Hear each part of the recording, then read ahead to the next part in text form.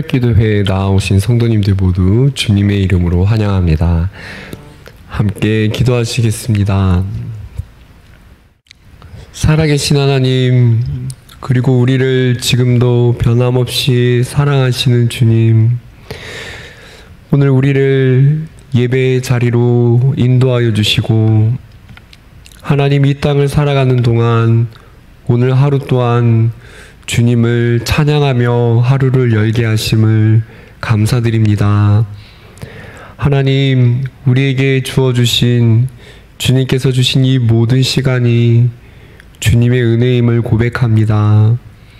오늘 우리가 살아 숨을 쉬고 주님을 예배할 수 있는 것이 주님이 우리 인생에게 주신 가장 큰 복이며 가장 큰 은혜임을 기억하며 하나님, 이 예배의 자리를 날마다 지켜나가기를 소원합니다. 하나님, 새벽에 이 자리를 지키는 우리 모두에게 주님의 신령한 은혜를 내려주시고 말씀 가운데 참 하나님의 큰 뜻을 깨닫게 하여 주시고 매일의 삶 가운데 우리의 눈을 가리게 하고 앞을 보지 못하게 하는 모든 영적인 싸움에서 승리하는 시간 되게 하여 주시기를 원합니다. 주님, 이 시간 우리 모두에게 찾아와 주셔서 말씀하여 주셔서 우리 안에 있는 모든 근심과 걱정이 말씀 가운데 평안으로 변화되는 시간이 되게 하여 주시고 오직 하나님의 뜻 안에서 강건함으로 시작하는 그런 하루의 시작이 되게 하여 주시옵소서. 오늘 우리와 함께 하시는 하나님, 모든 영광과 감사를 올려드리며 예수님의 이름으로 기도드립니다. 아멘. 오늘 하나님의 말씀은 로마서 8장 12절에서 17절까지 말씀입니다. 로마서 8장 12절에서 17절까지 말씀입니다.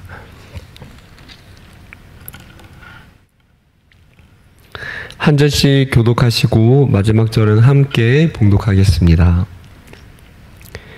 그러므로 형제들아, 우리가 빚진 자로 돼 육신에게 져서 육신대로 살 것이 아니니라. 너희가 육신대로 살면 영으로서 몸의 행실을 죽이면 살리니 무릇 하나님의 영으로 인도함을 받는 사람은 곧 하나님의 아들이라. 너희는 다시 무소하는 종의 영을 받지 아니하고 양자의 영을 받았으므로 우리가 아빠 아버지라고 부르짖느니라. 성령이 친히 우리의 영과 더불어 우리가 하나님의 자녀인 것을 증언하시나니 자녀이면 또한 상속자 곧 하나님의 상속자요 그리스도와 함께한 상속자니 우리가 그와 함께 영광을 받기 위하여 고난도 함께 받아야 할 것이니라. 아멘. 오늘 말씀의 제목은 감사에서 고난으로, 고난에서 영광으로, 감사에서 고난으로, 고난에서 영광으로입니다. 사랑하는 성도님들, 우리 인생은 두 번 태어나는 인생이라고 할 수 있습니다. 왜냐하면 첫 번은 엄마 뱃속에서 잉태되어 태어난 첫 인생이 있고 그 다음은 복음으로 새롭게 거듭난 두 번째 인생이 있기 때문입니다. 여기 계신 우리 성도님들은 예수 그리스도를 영접하여서 이전과는 다른 새로운 두 번째 삶을 지금 살아가고 있습니다. 방금 말씀드린 두 번째 인생, 첫 번째 태어남과 두 번째의 복음으로 거듭난 인생의 차이는 무엇일까요?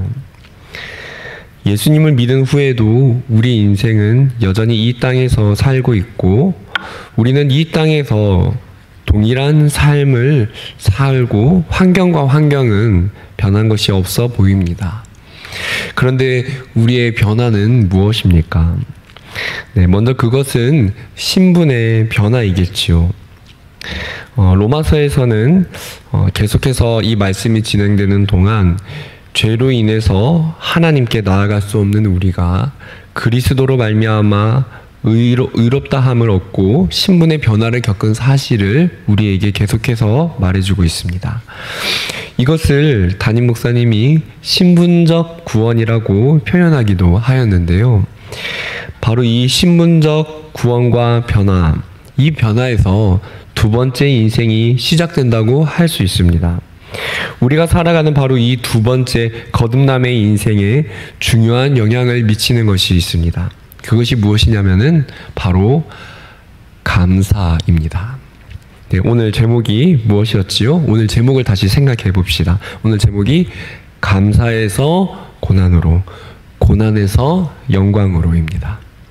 감사는 고난을 향합니다. 우리 인생은 그런데 시작이 감사입니다. 왜냐하면 복음을 받아들인 이후 감사가 시작되기 때문입니다. 이전에는 하나님을 몰랐고 하나님이 누구신지를 몰랐는데 하나님을 알고 난 이후로 우리는 감사의 인생이 되었습니다. 찬양도 이런 찬양이 있죠. 나 같은 죄인 살리신 주 은혜 놀라워. 2절 가사는 이렇지요. 큰 죄악에서 건지신 주 은혜 고마워. 우리는 인생 가운데 복음을 받아들이고 난 이후에 바로 이렇게 우리를 죄에서 건져주신 주님에 대한 감사의 인생을 살게 됩니다. 사랑하는 성도님들, 우리가 봉사를 왜 합니까? 우리가 어떻게 해서 남을 섬길 수 있게 됩니까? 네, 바로 그것은 나를 구원하신 주님의 은혜에 감사하기 때문이죠. 우리가 전도할 수 있는 이유, 찬양하는 이유도 주님의 은혜에 감사하기 때문입니다. 사랑하는 성도님들, 오늘 우리의 가슴 속에 감사가 약동하고 있나요? 오늘 말씀 12절을 보시면은요, 바로 이 감사에 대한 것이 나옵니다. 12절 말씀을 함께 읽어보실까요? 12절 시작. 그러므로 형제들아, 우리가 빚진 자로 돼 육신에게 져서 육신대로 살 것이 아니니라. 바울이 우리의 신분적인 변화에 대해서 계속해서 말씀을 이어가면서 우리를 향해 빚진 자라고 표현합니다. 우리가 무엇에 빚을 졌습니까? 예, 아시지요. 예수님께서 내가 당해야 될 죄의 값이 있었는데 예수님께서 그 죄의 값을 대신 다 치러주셨기 때문에 우리는 형벌을 면하게 되었습니다. 그래서 우리는 예수님께 빚진 자의 마음으로 살아가게 되는 것이죠. 사랑하는 성도님들, 바로 이것, 빚진 자의 마음. 내가 죄의 값을 당해야 됐었는데 내 죄값을 치러주신 예수님에 대한 빚진 자의 심정, 바로 이것을 한 단어로 표현하자면 그것이 바로 감사이겠죠. 주 은혜 놀라워, 주 은혜 고마워. 그래서 우리에게 두 번째 인생, 복음으로 거듭난 인생은 빚진 자의 마음, 감사로 살아가는 인생이라고 할 수 있습니다. 사랑하는 성도님들, 그래서 바로 이 감사는 능력이 있습니다. 감사는 파워가 있습니다. 우리가 하나님의 뜻대로 살 능력이 없는 죄인이었고 죄를 지을 수밖에 없는, 그리고 지금도 때로는 넘어지는 수준적인 구원을 이루어가는, 신분적으로는 구원을 받았지만 수준적으로는 우리는 구원을 이루어가는 과정 중에 있는, 성화를 이루어 나가는 자들입니다. 그러나 우리가 넘어질 때라도 바로 이 감사, 이 감사의 파워가, 감사의 능력이 바로 죄를 이기도록 하는 것이죠. 감사는 빚진 자의 마음이라고 했습니다. 우리가 예수 그리스도를 묵상하게 될 때 우리의 신분의 변화를 가져다 주신 예수님의 십자가를 생각하면서 빚진 자의 심정으로 우리 안에 감사의 찬양이 피어나게 될 때 그 감사의 능력이 죄를 이기게 되는 것이죠. 감사는요, 우리로 하여금 선한 싸움을 싸우게 하고요, 감사는요, 우리에게 영적 싸움을 승리하게 합니다. 앞선 시간에 율법의 기능에 대해서 네 가지를 구분해서 물론 이것은 제 언어로 조금 더 편하게 신학자들의 표현을 제 언어로 한 번 더 변화해서 네 가지로 구분한 것인데요. 첫째는 무엇이었죠? 율법의 기능 첫 번째가 죄를 깨닫게 하는 기능이라고 하였습니다. 두 번째는 그래서 율법은 우리가 예수님이 필요하다는 것을 깨닫게 하는 기능이라고 하였고요. 그리고 세 번째는 바로 그 예수님의 존재에 대해서 증거해 주는 기능. 넷째가 무엇입니까? 제가 앞서서 이런 말씀을 증거한 적이 있었습니다. 율법은 무엇이 하나님의 뜻대로 사는 것인지를 알려주는데, 그 율법은 우리가 율법을 다 이룰 수 있어서 그 율법을 우리가 다 이름으로 의롭다함을 받는 것이 아니라, 우리가 복음을 받아들이고 바로 이 감사가 일어나게 될 때, 바로 그 감사 속에서 율법의 시행이 가능하게 된다고 말씀드렸지요. 사랑하는 성도님들, 감사에서 고난으로, 고난에서 영광으로. 율법은 우리를 의롭게 하기 위해 존재하는 것이 아닙니다. 율법의 어려운 것을 다 감당할 수 있는 그 능력은 감사의 마음이 있는 사람, 감사하기 때문에, 주님의 은혜를 경험하였기 때문에 그것을 실천하게 되는 것이죠. 자, 이어지는 13절에서 너희가 육신대로 살면은 반드시 죽을 것이로되 영으로서 몸의 행실을 죽이면 살리니 라는 말이 무엇입니까? 영으로서 몸의 행실을 죽인다는 것, 율법의 요구를 이루는 것인데, 그것은 성령의 인도를 따라 죄를 거스르는 것을 의미합니다.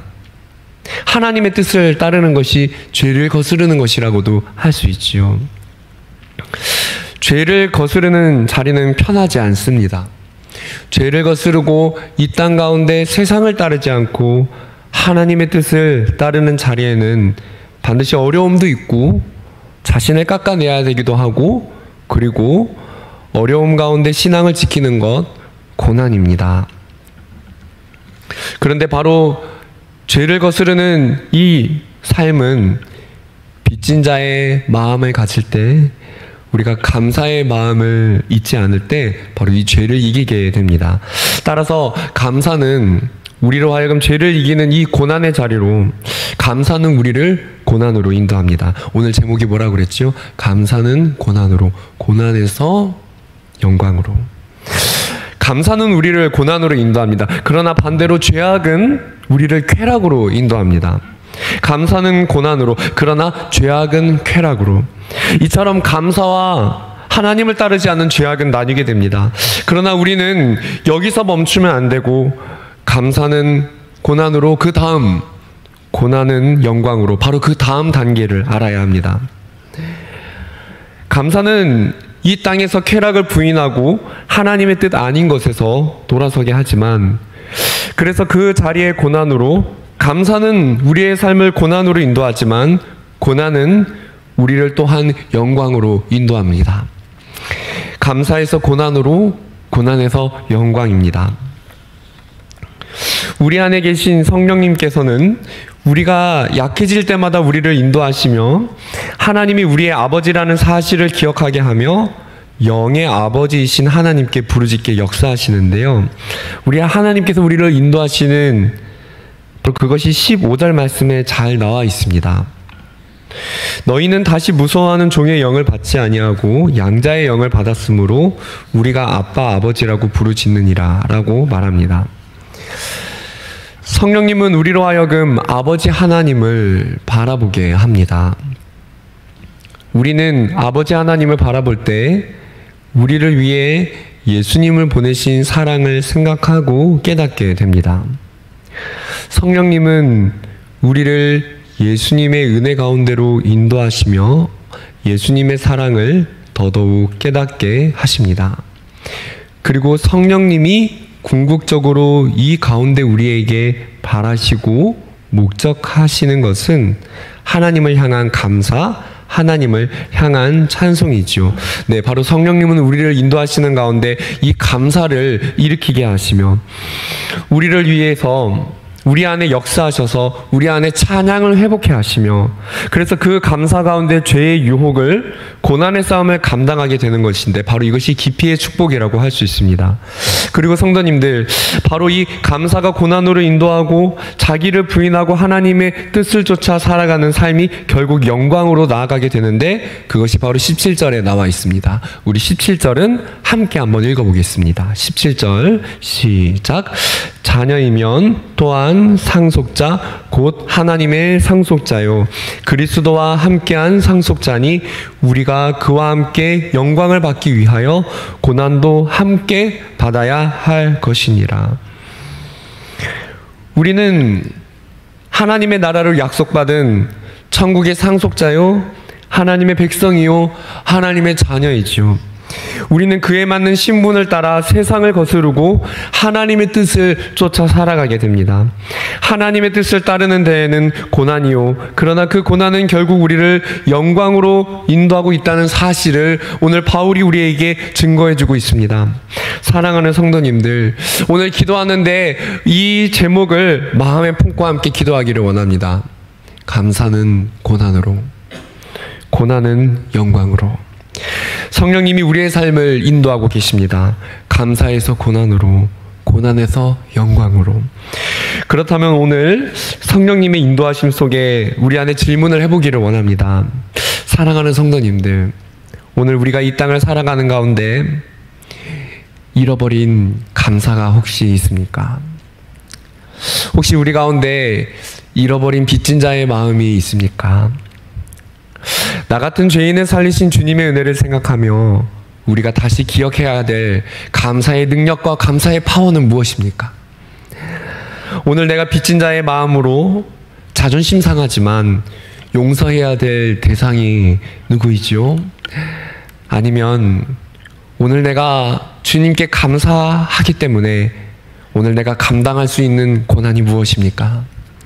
사랑하는 성도님들, 오늘 우리의 감사가 고난을 이기게 하고 고난이 영광으로 나가게 할 줄을 믿습니다. 사랑하는 성도님들, 감사는 우리에게 큰 능력인 줄을 믿습니다. 오늘 하루 감사로 시작하며 감사로 승리하시는 귀한 성도님들 되시기를 주님 이름으로 축원드립니다. 함께 주기도문 하시고 기도의 자리로 나아가겠습니다. 하늘에 계신 우리 아버지여, 이름이 거룩히 여김을 받으시오며 나라가 임하시오며 뜻이 하늘에서 이루어진 것 같이 땅에서도 이루어지이다. 오늘 우리에게 일용할 양식을 주시옵고 우리가 우리에게 죄 지은 자를 사하여 준 것 같이 우리 죄를 사하여 주시옵고 우리를 시험에 들게 하지 마시옵고 다만 악에서 구하시옵소서. 나라와 권세와 영광이 아버지께 영원히 있사옵나이다. 아멘.